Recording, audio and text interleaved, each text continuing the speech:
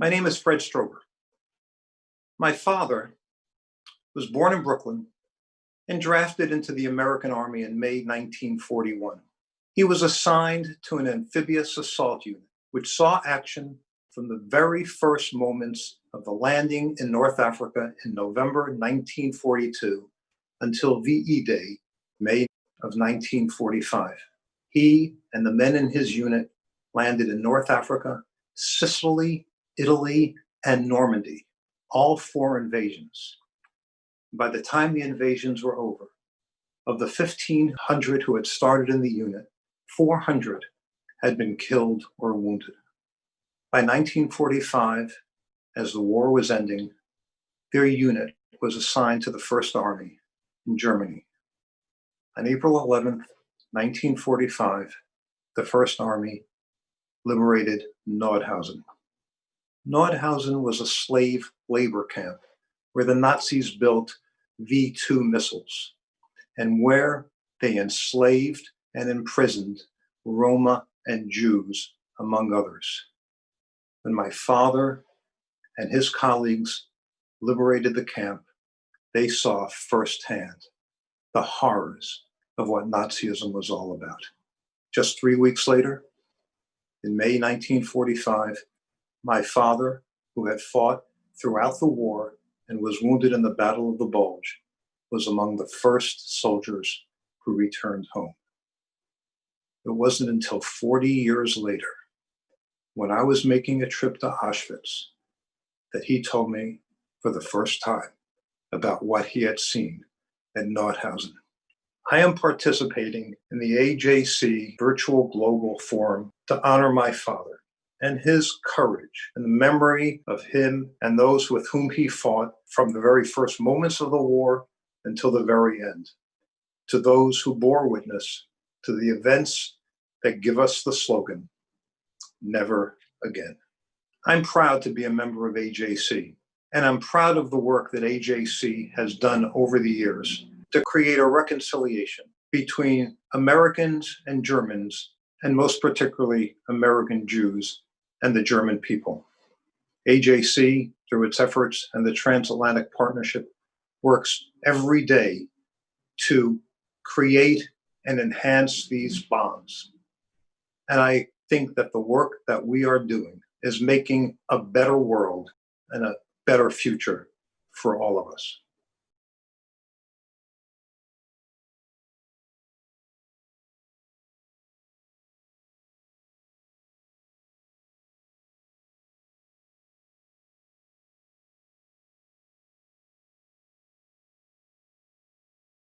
Sehr geehrter David Harris, meine sehr geehrten Damen und Herren, es ist mir eine große Freude, in so turbulenter Zeit zu Ihnen allen hier beim AJC Global Forum sprechen zu können.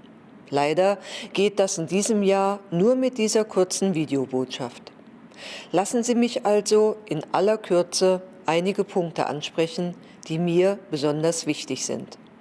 Erstens, es geht mir um europäische Sicherheit.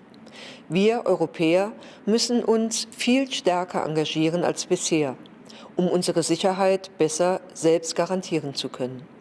Wir haben dafür 2 Hauptinstrumente: die NATO, die die Hauptlast trägt, und die EU, die hier immer mehr in Verantwortung hineinwächst. Diese beiden Säulen unserer Sicherheit, NATO und EU, wollen wir stärker miteinander verbinden. Das ist ein Gebot der Vernunft. Es ist strategisch weitsichtig und es schont unsere knappen Ressourcen. Deutschland übernimmt am 1. Juli die Ratspräsidentschaft in der Europäischen Union. Wir werden Initiativen ergreifen, die die Resilienz und die Handlungsfähigkeit Europas erhöhen. Einerseits müssen wir widerstandsfähiger werden. Andererseits hängt von unserer Ability to Act ab, ob wir in einer neuen Weltordnung weiter Einfluss haben. Beides muss zusammen gedacht und umgesetzt werden. Und wir dürfen uns nichts vormachen. Beides wird auch teuer. Deshalb müssen wir unsere Zusagen in der NATO und in der EU einhalten, auch wenn jetzt durch Corona der Druck auf unsere Haushalte wächst. Aus der Gesundheitskrise darf keine Sicherheitskrise werden. Das führt mich zu meinem zweiten Punkt. Wer Resilienz ganzheitlich denkt, der weiß, dass eine Allianz wie die NATO keine Handelsorganisation ist. Sicherheit ist keine Ware, die beliebig gehandelt werden kann. Bündnisse leben von etwas, das viel schwerer wiegt, von Vertrauen und von gemeinsamen Sicherheitsinteressen. Diese gemeinsamen Interessen bilden auch heute das solide Fundament der NATO. Aber das alleine wird nicht reichen, wenn wir das Vertrauen innerhalb der Allianz erhalten wollen. Alle Bündnispartner müssen fest im Blick haben, dass der Erhalt eines Bündnisses Leistungen erfordert. Einsatzbereitschaft, Einsatzwille und auch finanzielle Solidarität. Deutschland ist bei allen dreien auf einem guten Weg, aber noch nicht am Ziel. Ich werde mich sehr entschlossen dafür einsetzen, dass die notwendigen Mittel zur Verfügung stehen. Gestatten Sie mir schließlich eine dritte Anmerkung. Wir, die Gesellschaften des Westens, die für Freiheit, Menschen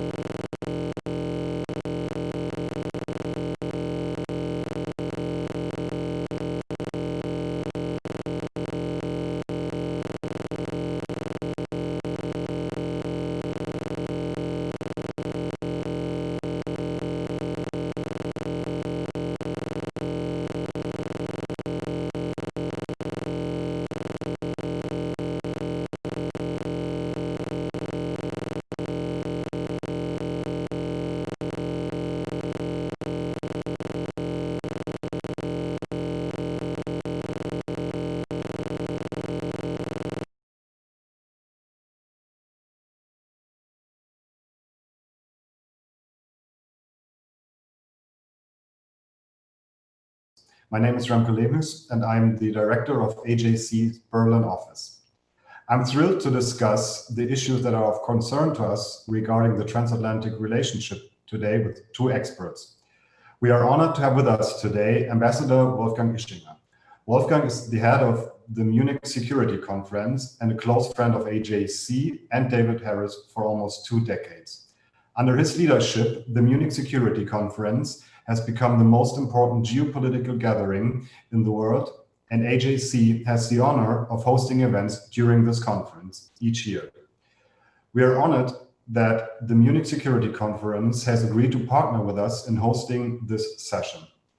Wolfgang also looks back at a distinguished career as a diplomat for the Federal Republic, most notably as ambassador to the United States and ambassador to Great Britain. To discuss the issues at hand, I'm also happy to welcome Simon Rodan Benzaken, Director of AJC Europe, also an outstanding expert on transatlantic and European relations. So, Ambassador Ischinger, to start off our conversation, what is your current assessment of the transatlantic relationship? Well, first of all, let me say how honored I feel and how privileged to have been invited into this conversation with AJC.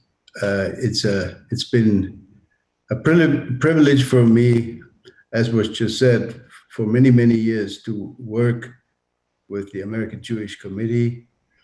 I was I've been involved with the Berlin office, I think more or less ever since it was established more than 20 years ago. And I think we've had a really good and trustful relationship. And I want to, before I try to respond to your question, I want to just recall one anecdote about this relationship. You know, we're going to be talking about all sorts of challenges in the current transatlantic environment. But when I arrived as the newly appointed ambassador on the day after 9/11 in September of 2001, the transatlantic mood for the first few months was actually pretty good. We began to send soldiers to Afghanistan, etc., and there was a relationship of communicating and trusting each other. And then, of course, came the Iraq issue. And all of a sudden, all hell broke loose. And some Europeans, including the Germans, had a very different view than the Bush administration. And as the ambassador in Washington, I was really scratching my head and thinking about who is going to help me find the right way and find the right way of expressing why Germany is doing what we're doing and how are we going to behave during this challenging moment. And you know who helped me most? David Harris, because a friend of mine in Washington suggested to me, why don't you talk to the, to the Jewish exile community, to the community that has a relationship with Germany, mostly living in New York. So I went to see some of the representatives of the German Jewish community. Then I showed up at your offices in Midtown Manhattan, and I literally asked David, help me. I don't know how to move beyond this. And I'm not going to now talk about, trade secrets, but David and the American Jewish Committee and a number of personalities involved were really very helpful in smoothing the way and helping us open doors and communicating better. So I want to just say thank you. I owe a debt of gratitude on behalf of my former embassy colleagues in those years. Now, very briefly, speaking about today, I was involved in a German discussion just a couple of hours ago with senior representatives of the German Bundeskanzleramt and the business community. And I said, and I want to repeat this here, we have never had a period in the German American or European American relationship that was totally and only harmonious. We've always had challenges. Some were business oriented, some were military.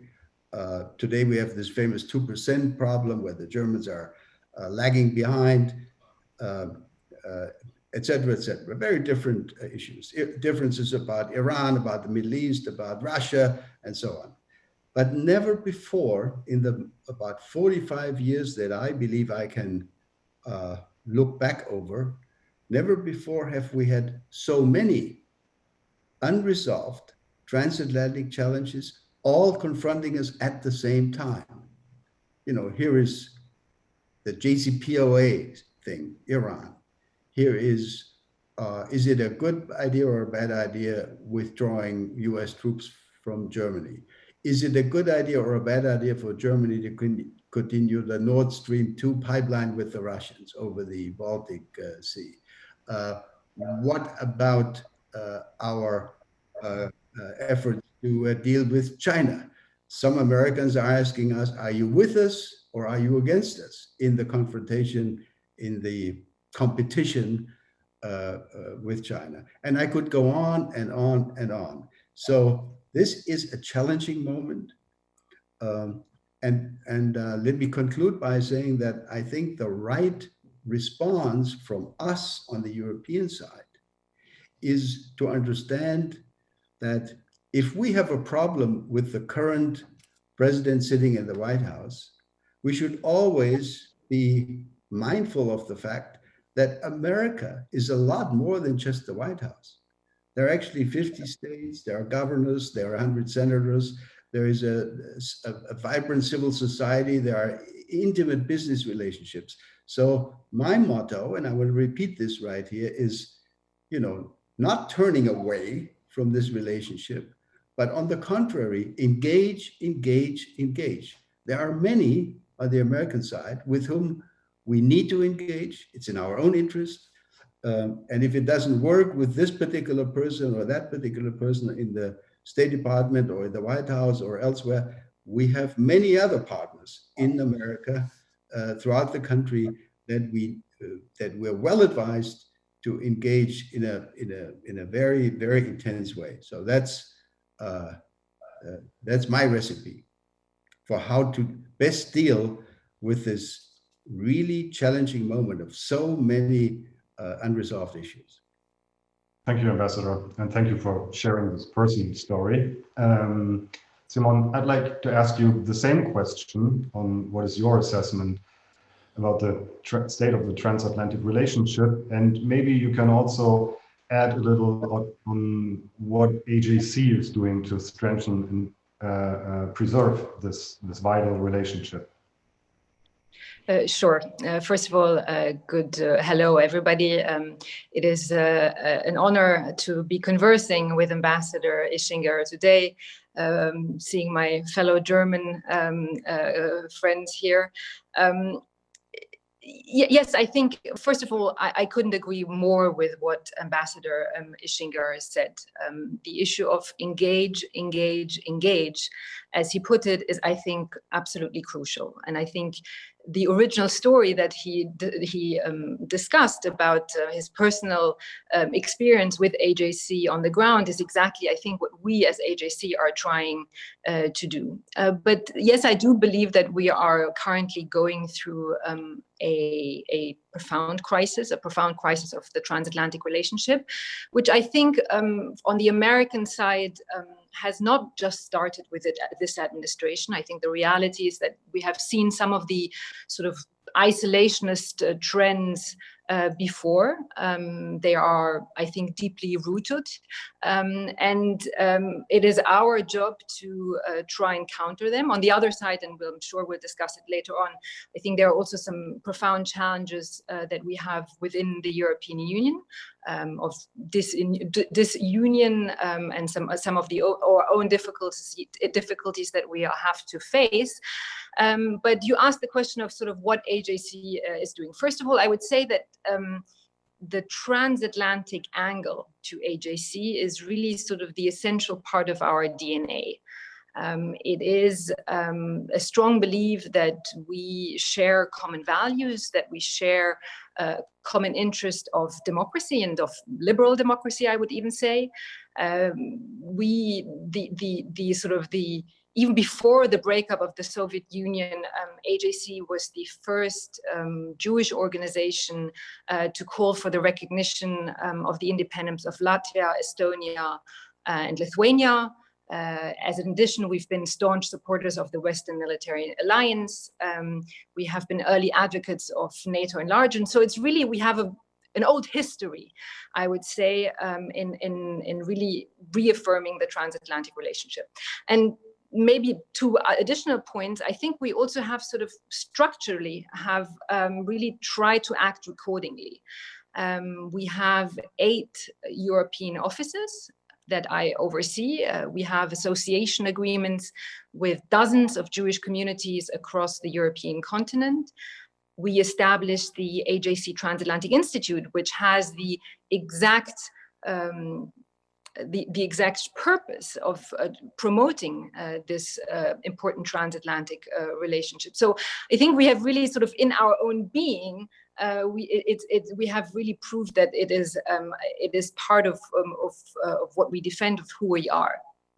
And finally, we have also actually just recently, a couple of years ago, initiated a new Transatlantic Charter, a document that we published in the New York Times and at the same time in the French newspaper Le Monde, and that was signed by hundreds of people, including personalities such as Joe Biden, Tony Blair, Manuel Valls, former secretaries of state, George Shultz and Madeleine Albright, and that reaffirm really everything that I just mentioned: our commitment to the rule-based international order, our confidence in NATO, our trust and respect for the European Union, our determination to assure the integrity of the West's intelligence, law enforcement, and security agencies. And finally, again, for me at least, the most important point, our defense of democracy, and again, I would say of liberal democracy. Thank you, Simone. Ambassador Ischinger, since World War II, the Transatlantic Alliance has been, in geopolitical terms, the most important and dominant relationship. Over the last, let's say, 2 decades, we have seen this vital relationship deteriorating. Do you agree? And if so, why is that? I don't agree. I mean, no doubt about it. We have had fragmentation. We've had, as Simone put it, we're currently engaged in a really serious transatlantic crisis. But I would underline it's not the first time. This may be more difficult to resolve than previous ones, but I'm quite confident that we can move beyond this if everybody on both sides, if there is enough goodwill. But let me make a specific German point about this. When I was born, right after the end of World War II, when I started to develop a little, as a schoolboy, a little bit of interest in history and later on in politics, I began to understand that Germany, certainly in the first half of the 20th century, found itself, unfortunately and sadly, on the wrong side of history, obviously, with a German Sonderweg, which led to catastrophic results, including the Holocaust. And I mean, I don't need to spell this out in greater detail here, but my point is a different one. My generation strongly believed and continues to believe, and I think later generations, younger generations, share this belief, that in the post-World War II period, Germany's mission was to try to become part of the West. Now, what exactly may that be, the West? As defined by yours truly here, the West has been symbolized for me and my generation by the United States, by the White House, by the idea of freedom, by the Declaration of Independence, by American innovation, et cetera, by the American idea. And obviously in the post-World War period, it was America, it was the United States that led the West, has been leading the West for these last 6 or 7 decades. Now, if we are now getting the impression that the West, as we defined it, an alliance of countries and of peoples which share the same values, the values of fundamental human rights, of freedom of expression, of equality, etc. If the impression is created that the United States is no longer willing or capable or whatever of leading this alliance, that is a far more painful thing for us to suffer through as Germans than maybe for my French or British friends. Why? And I don't mean this facetiously. For a Frenchman, it's not so important to have the White House as the symbol of the West. A Frenchman believes that they invented the West in 1789. And of course, my British friends believe that they invented, democracy 1,000 years ago. So they are far more self-confident. We lost our way. And we finally found this new symbol, the White House. So if in this current transatlantic crisis, it is very hard for German parents or grandparents. I'm a new grandfather now. It's very hard for me to explain to my little grandson that if he looks for the symbol of the values that we want to stand for, he should look at the White House. That's, in the current situation, not so easy. So in other words, we are really losing the unifying symbol in a much more direct and as far as I'm concerned, far more painful way than I think is the case for many of my French and British and Dutch and Danish or other friends. So we need, that is my message, we need the transatlantic relationship. This is our destiny. We wanted to be part of the West. We got the chance by American generosity to be re-included in the liberal, in the Western world. That's a wonderful gift by our friends from NATO, from the Western Alliance, and from within Europe. And we certainly need to maintain that. That is part of, I would say, the German DNA. Two fundamental ideas: the idea of European integration, preventing future wars among Europeans, and creating a strong bond and a permanent bond, not a bond just for this or that crisis management, a strong transatlantic bond, creating a strong Western world. And quite frankly, at a moment when great power rivalries are reappearing and appear to dominate international relations in a way we haven't seen in the last number of decades, this Western alliance, this idea of the West, becomes ever so important. So I want to make sure that we do whatever we can to contribute to maintaining this Western alliance, regardless of who sits in the White House at this moment or who is the Chancellor of Germany or the President of France. People change, the fundamental mission remains. Thank you, Ambassador. And I guess we at AJC agree. Simon, I would like to pose the same question to you, and maybe you can add a few thoughts on how internal fractures in the European Union are impacting the transatlantic relationship. So first of all, what an incredible appeal, I would say. I wouldn't change a single word of what Ambassador Ischinger just said, of this need for this transatlantic alliance, of the world order that we created. I'm not sure that my generation, that was born a little bit later after the Second World War, has the same sense of this today. And I think it is up to us, as Ambassador Ischinger said, to reinvigorate those values and reinvigorate the transatlantic relationship. As to your question about some of the internal divisions within the European Union, yes, I think to some extent, first of all, yes, there are enormous European divisions. There's no doubt about this. It is probably the most successful political project after World War II. But we have seen definitely over the past few years growing divisions. There is Brexit, of course.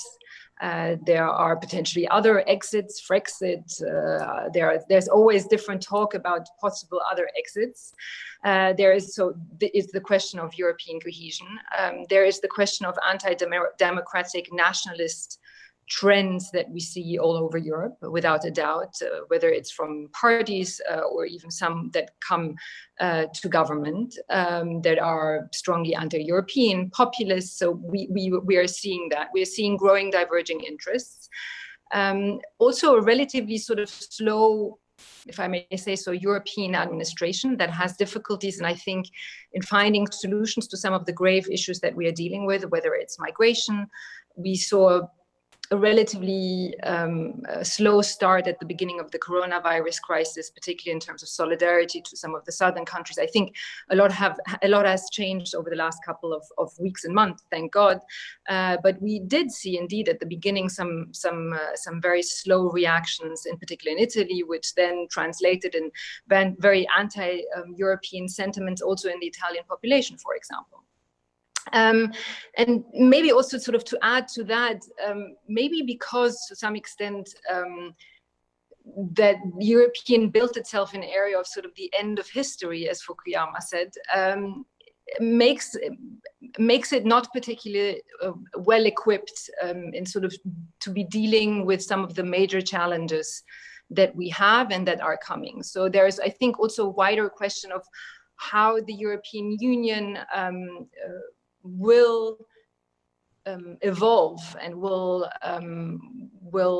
evolve. Will it become stronger? Will it become more reactive? Will it become actually have political power in order to be dealing with some of those some of those challenges? And so I think, you know, if you put all of this together, sort of, you know, as a partner on the other side of the Atlantic, at a time when there are a lot of insecurities, when there is a major global power struggle, when we have powers like China, like Russia, who are, wanting to destabilize the European Union, certainly also the transatlantic relationship. I think that, yes, Europe has to do its own part in making itself a little bit more of a political powerhouse, I would say. Thank you, Simone. Ambassador Ischinger, you already touched upon these issues in your opening remarks. Over the last years, the liberal world order is more and more challenged by authoritarian powers such as China and Russia. Are we seeing that Europeans and the US parting ways on how to deal with these threats?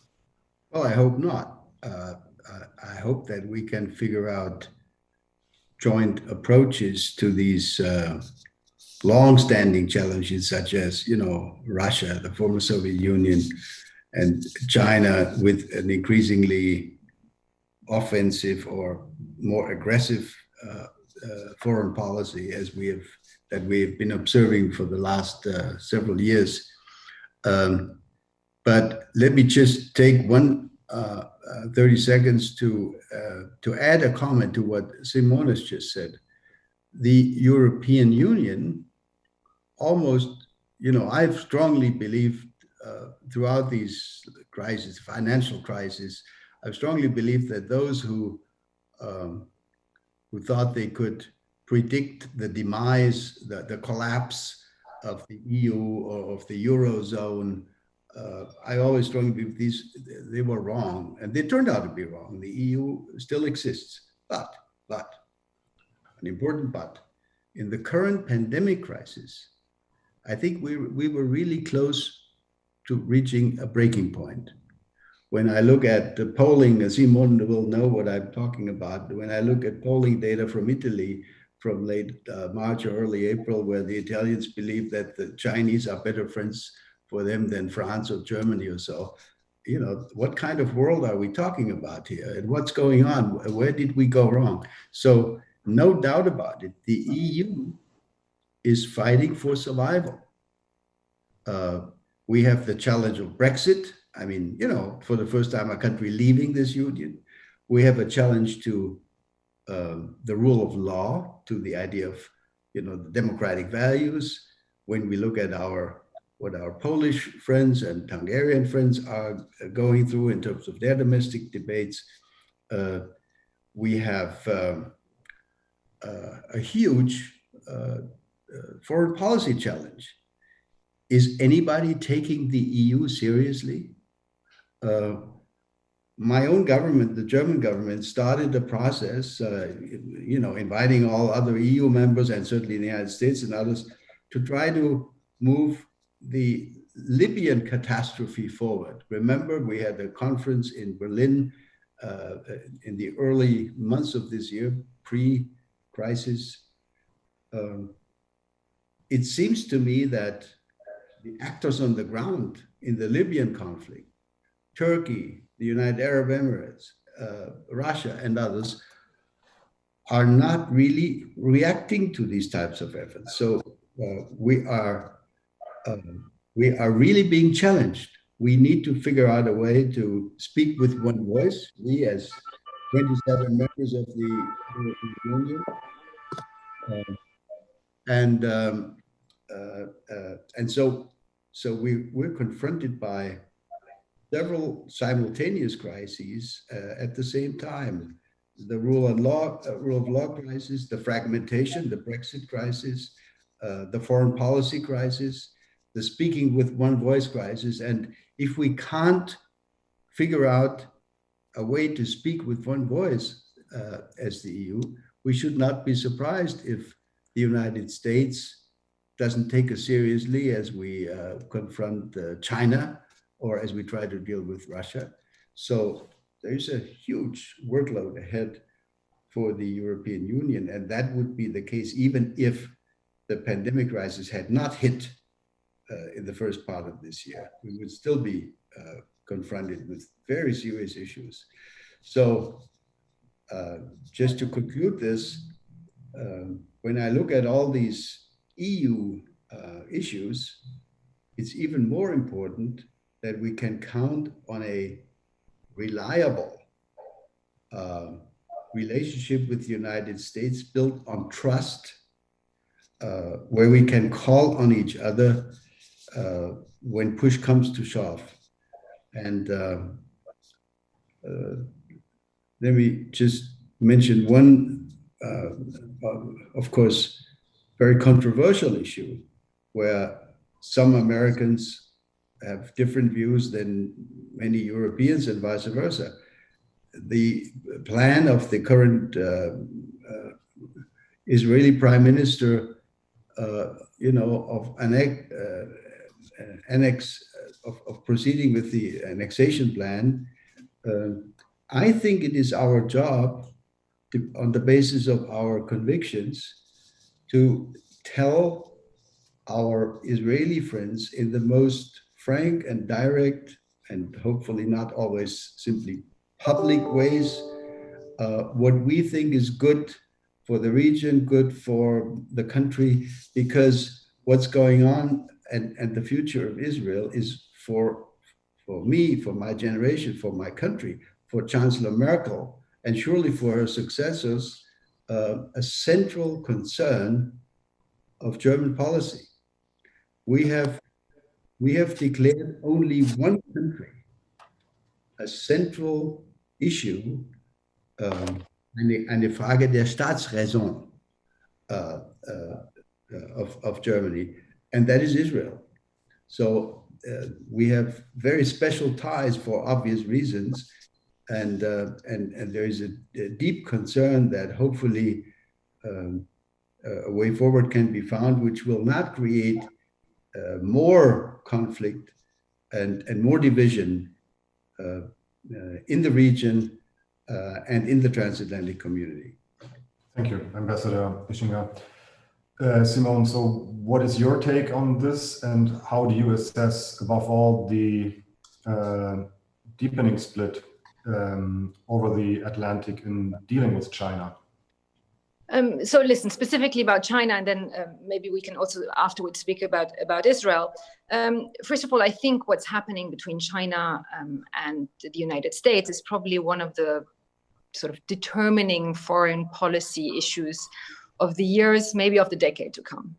And it will not only have repercussions for the United States and for China, but it will have repercussions for the rest of the world. So That's the first. The second is, let's also be clear that I think China's behavior, including within the European Union, and I'm sitting right now here in Paris, where the Minister of Foreign Affairs issued a quite unusual declaration, let's say, put it that way, a warning against the Chinese ambassador in France, where because there was a huge amount of negative propaganda coming from the Chinese embassy here in Paris. So the attitude of China also in Europe has been pretty aggressive, actually, to the extent that Josep Borrell actually himself said that Europe had been somewhat naive in the past about China. So from my perspective, and I think from AJC's perspective, what I believe is crucial is that the United States and Europe will find a path of dialogue.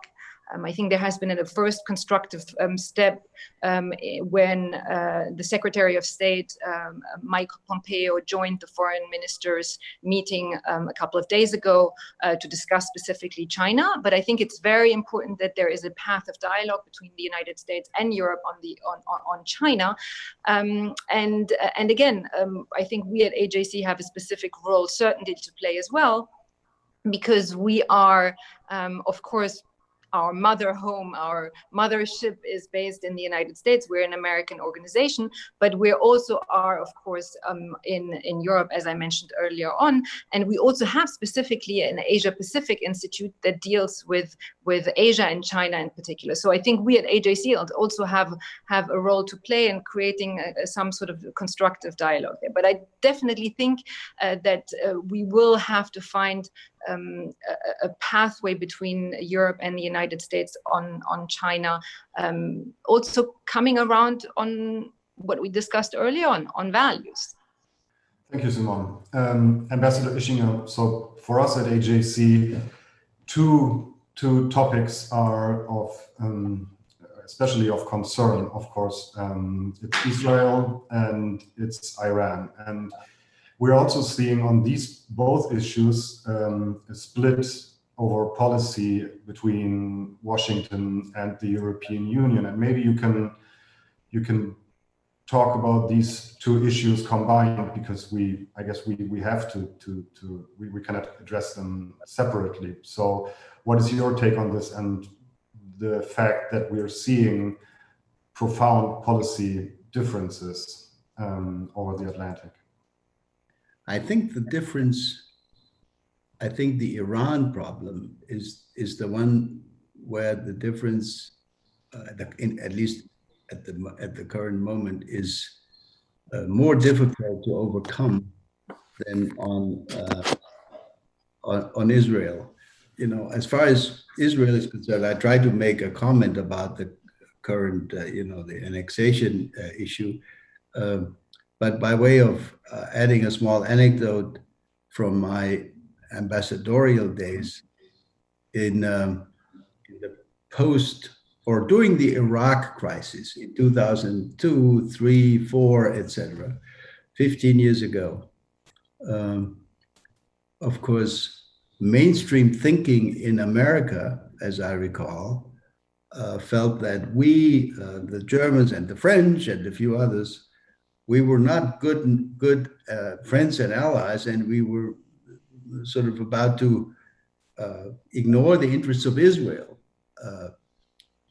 as far as getting rid of Saddam Hussein and so on and so forth. And what saved me at the time in the discussions that I had with senior members of the U.S. Senate and committees of Congress was I was able at the time to point out to my American interlocutors, and certainly also to interlocutors from the American Jewish community, including from your organization. I said, give me one name of a president of a serious country who has been to Israel 33 times. And that sort of put everybody put a stop on the discussion, and everybody scratched his head and said, "What are you talking about?" And I said, "Well, Johannes Rau, who was at that time the federal president of Germany, had actually traveled through his political career to Israel 33, 34, or 35 times. I don't recall the exact number. Doesn't matter. In any case, he made it practically an annual thing, and he knew practically everybody, left and right, in Israel. So simply, for me, this sort of symbolizes the intensity of the German-Israeli relationship. And all else is diplomatic tactics.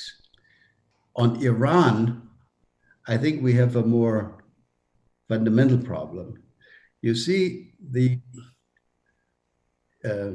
origin of the Iran effort started by the United Kingdom, France, and Germany in 2003, a long, long time ago.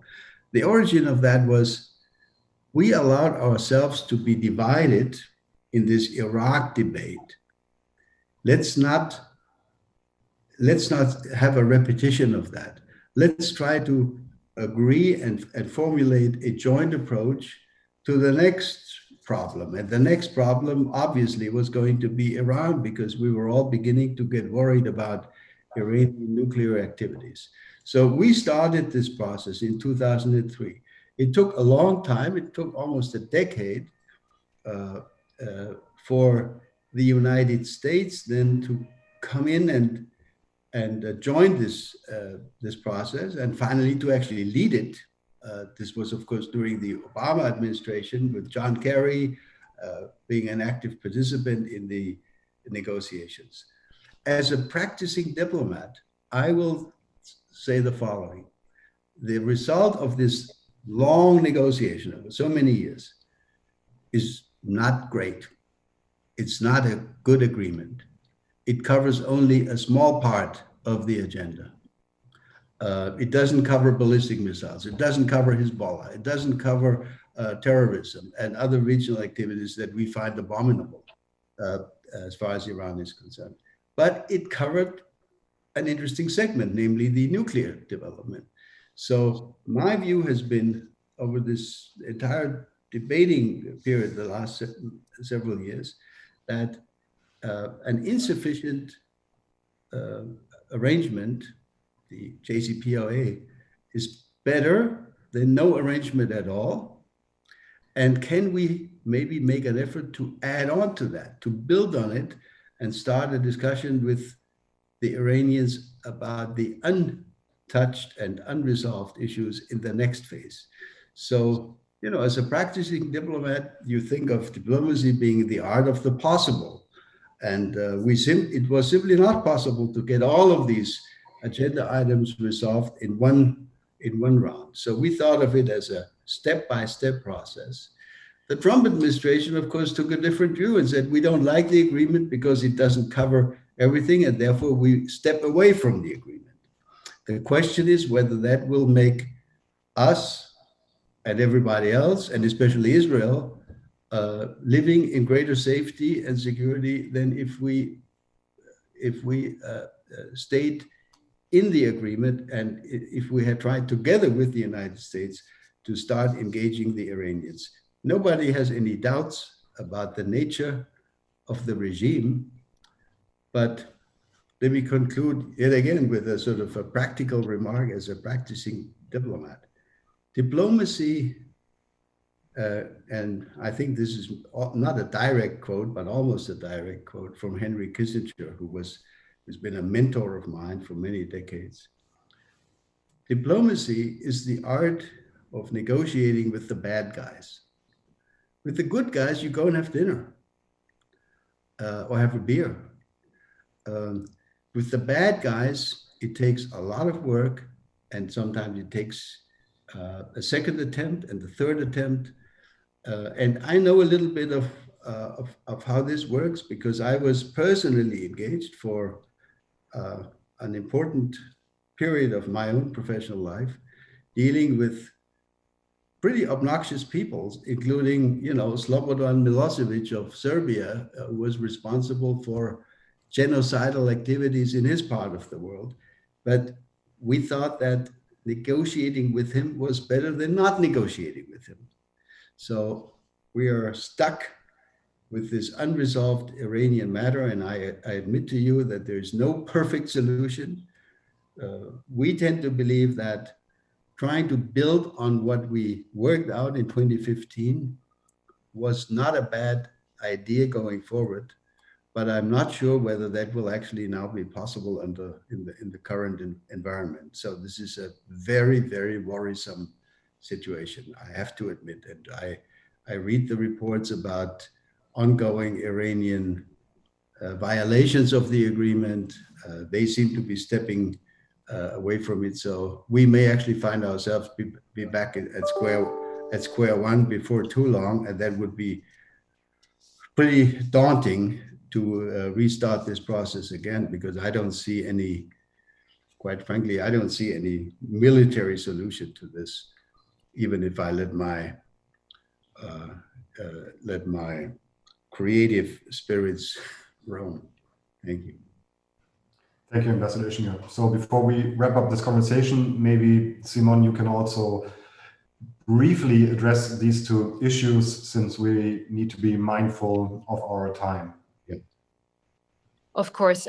So very, very quickly, about Israel, I think you started off with the fact that there are two different approaches from the United States and Europe on Israel. Maybe if I can specifically address Europe, I think there is overall a good European-Israel relationship. Only recently, Joseph Borrell spoke with Foreign Minister Ashkenazi, so in a relatively positive conversation, speaking about strong political, historical, and cultural ties.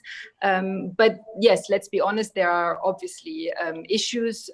There is no doubt about the fact that, for example, the EU decided in 2009 to condition any upgrade in its ties with Israel on progress of the peace process, which means that the Association Council Agreement meeting has not taken place since 2012.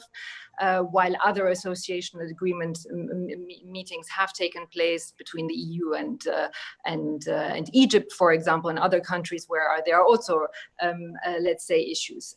But I think what is important, and what we at AJC, I think, are trying to do is to try to explain to Europeans, and I think many do agree, is that Israel is not only the only democracy in the Middle East, meaning that Israel is a country that shares values with an interest and history with Europe, but that Israel actually has something unique to bring to the table. And it's not only in Israel's interest, it's actually in Europe's interest. It is in Europe's interest to have a relationship with Israel on the issue of counterterrorism, on the issue of cybersecurity. Only recently on the coronavirus pandemic, Israel certainly had a lot to contribute. I'll give you the example of Austrian Chancellor Sebastian Kurz, who said that he realized that the urgency of the pandemic was so strong when he discussed the issue with Prime Minister Netanyahu. So it is really in Europe's interest to have a positive and strong relationship with Israel. And this is really what all of our AJC offices are doing. We are obviously what we are doing also with our Transatlantic Institute in Brussels, where we specifically created a program or a project called TFI, the Transatlantic Friends of Israel, which has the objective of bringing together Israeli, European and American lawmakers to discuss issues of common importance. And by the way, one of the upcoming issues that we will be taking up is the issue of Hezbollah. We discussed earlier on Iran. Germany, I think, has made a very important step in banning Hezbollah or the integrity of Hezbollah as a terrorist organization, or recognizing that Hezbollah is entirely a terrorist organization. It has been AJC's goal to convince other European nations to do so. The United Kingdom and the Netherlands have already done so, but it has not happened on the European level. So through TFI, through the Transatlantic Friends of Israel, we have decided to ask European, Israeli, and American lawmakers to sign on a declaration to ask Hezbollah to be banned. And that, I think, is really the kind of things that we can do on a sort of on a common level, on a cooperative level, on a transatlantic level. And finally, just a couple of words about Iran, and I think Ambassador Ischinger has said much about it. I actually don't think that the United States, and myself speaking a lot to European governments, have a difference in the analysis. I think that Europeans understand and agree with the United States on the threat of Iran. I think where there are divergences of views are on how to get there. And I think many Europeans don't necessarily agree with the maximum pressure approach that the United States administration is taking right now. But from my perspective, I think what is absolutely crucial is that there is and will be continued dialogue and cooperation between the United States and Europe on this particular issue, because the only one who will take advantage of the fact that there is a split between the European Union and the United States on the issue of Iran is Iran itself. And I don't think that we collectively can afford this split. Thank you very much, Simon. And I see that Ambassador Ischinger agrees with what you've just said. And I think that perfectly wraps up our conversation.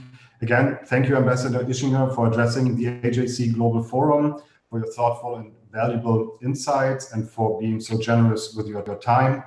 We at AJC are looking forward to our future cooperation with the MSC and hope we will have the opportunity to meet in February at the Munich Security Conference in Munich. And also thank you, Simon, for your valuable insights and for everything that you're doing as director of AJC Europe and everything you're doing that strengthens our mission here in Europe. Thank you very much. Thank you. Thank you, Simon. Thank you, Remco. This was a pleasure. And please, if you can, give my warm regards to David. And if I may just have another 20 seconds, I was so happy to hear that the AJC was planning to have this global event organized right here in Berlin. And I was excited about being invited to participate in organizing this or that. Too bad that the crisis has prevented this from being a physical event. But it was a great idea, and I hope at some later point in time, the American Jewish Committee can find another opportunity to convene in Berlin. It's become a great place to be. So bye-bye from Berlin. Thank you very much, Ambassador. Bye-bye. Thanks. Thank you. Bye.